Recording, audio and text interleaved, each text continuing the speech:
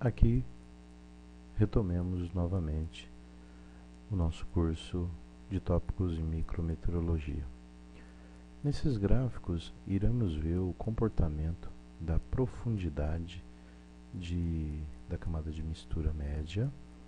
O que é isso? É aquela região onde todos os gases estão bem misturados. Assumimos a condição de bem misturados ao longo dos meses. Aqui temos a velocidade média dos ventos. Bem, nesse primeiro gráfico está dividido em duas partes, manhã e tarde, para várias cidades norte-americanas. No período da manhã, percebemos que ao longo de todos os meses, a altura da camada de mistura está por volta de 300 a 500 metros. O que representa isso? A radiação toca o solo, ela é absorvida, essa radiação ela retorna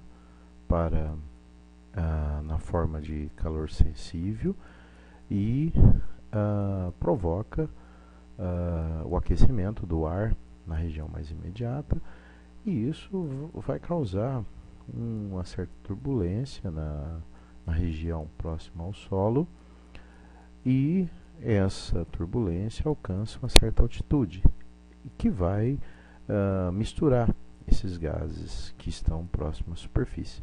Bom, essa altura, então, ela que eu acabei de falar, é ela que atinge mais ou menos aí essa altitude pela manhã. Veja que em todas as cidades esse comportamento é semelhante ao longo de todos os meses. Já no período da tarde, em todos esses meses, a região aqui dos meses mais centrais, que para o hemisfério norte são quentes, a altura dessa camada chega a 1.800 metros. Aqui tem um 18, veja que aqui tem que multiplicar por 100 metros. Bem, então, nos meses mais quentes, com radiação maior, a turbulência na atmosfera nessa região acaba sendo um nível de turbulência um pouco maior, um nível de mistura um pouco melhor, atinge alturas maiores. Quanto à velocidade do vento, também dividida em manhã e tarde, percebe-se ao longo dos meses que nos meses aqui da região do meio até essa região pela manhã, as velocidades são menores, enquanto elas são maiores aqui nos meses de março e abril. E aqui mostrando tarde, precisamos tomar cuidado com a escala. Aqui a escala começa em 3, portanto aqui estamos falando de um valor 7, enquanto a escala aqui começa em 1.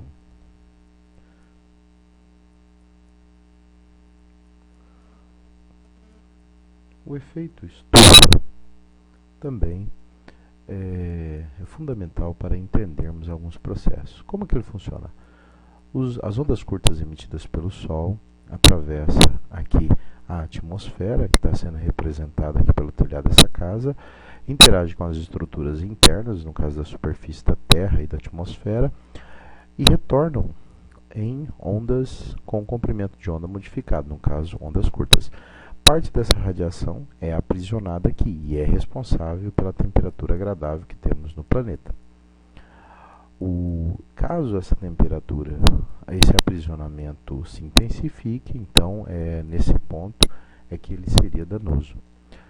Bom, essa radiação, 51% dela chega à superfície e é absorvida por ela. Depois, toda essa radiação retorna a uma parte na forma de infravermelho, calor sensível, e uma outra parte na forma de calor latente, vapor d'água.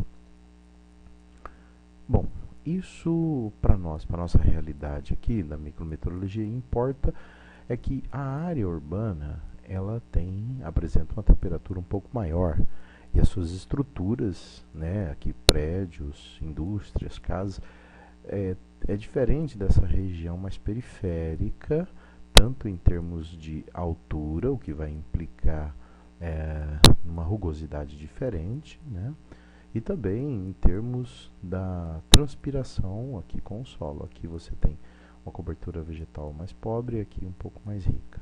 portanto a transpiração, a troca de calor latente é diferente. Aqui só uma demonstração disso. Na região mais central, fica evidente tanto de noite quanto de dia, com relação ao solo, uma temperatura mais elevada na região central. Nas regiões onde você tem aqui uma ventilação um pouco maior, você tem transpiração também e a altura das estruturas menores. Olhando para o interior da cidade, a radiação de onda curta que chega, parte dela é refletida, é o caso aqui, é refletida, uma outra parte é aprisionada, é armazenada, e depois é remitida como a radiação de onda longa. Nas regiões aqui mais periféricas, o calor latente, como havia sido falado, e também o aquecimento devido ao próprio homem, à ação do próprio homem. Portanto, aqui nesse gráfico mostra que da região mais periférica até a região central, a temperatura pode variar até 5 graus. Né? Essa temperatura, então, se tivermos aqui na região mais periférica, por exemplo, 20 graus no centro, esse valor pode chegar até 25, 24, 26. Então muda o conforto. Aqui uma foto, um gráfico feito da cidade de Londres, claramente térmica, né? Uma foto térmica, uma imagem térmica. Então a região mais central de Londres e as regiões mais periféricas. O vermelho representa uma temperatura mais elevada. Bom, a velocidade e direção do vento podem ser medidas com o auxílio de um instrumento como esse, um anemômetro. Embora a velocidade seja uma grandeza vetorial, aqui estudamos ela, essa parte superior aqui do anemômetro, com o módulo e depois a direção separada. As áreas urbanas, a variação do gradiente de velocidade em relação ao topo desse gradiente e a parte que toca o solo é bem maior do que nas regiões mais periféricas. Esse valor pode ser tão diferente quanto aqui, 30% da velocidade numa região mais central em relação à altitude onde você tem 100%, chegando até 65% em regiões mais distantes. Isso também pode auxiliar no processo de dispersão. As rosas dos ventos é um instrumento bastante interessante, uma ferramenta bastante interessante para as análises de direção do vento. Aqui, por exemplo, esse desenho, ele representa a rosa dos ventos para Nova York. Aqui, desse lado, na região sul, teríamos o mar. Na região norte, teríamos a terra, o solo. Verifica-se que durante o dia, as linhas pontilhadas, os ventos eles sopram do sul, portanto do mar. No período da noite, eles predominantemente vêm de uma região da terra. Então ele inverte. É nisso que é interessante a construção desse tipo de gráfico, onde ele também mostra a frequência em relação a cada uma dessas direções.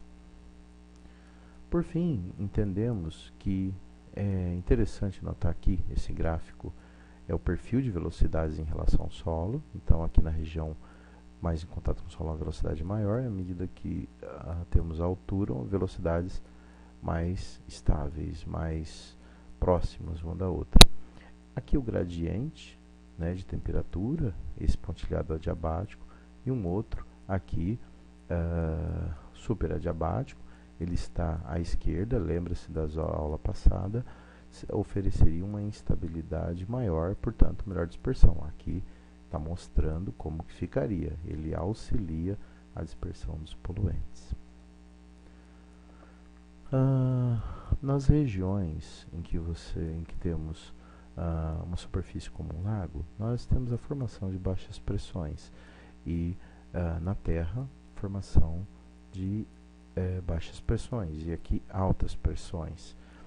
Isso oferece uma circulação do vento, que pode também auxiliar no processo de dispersão.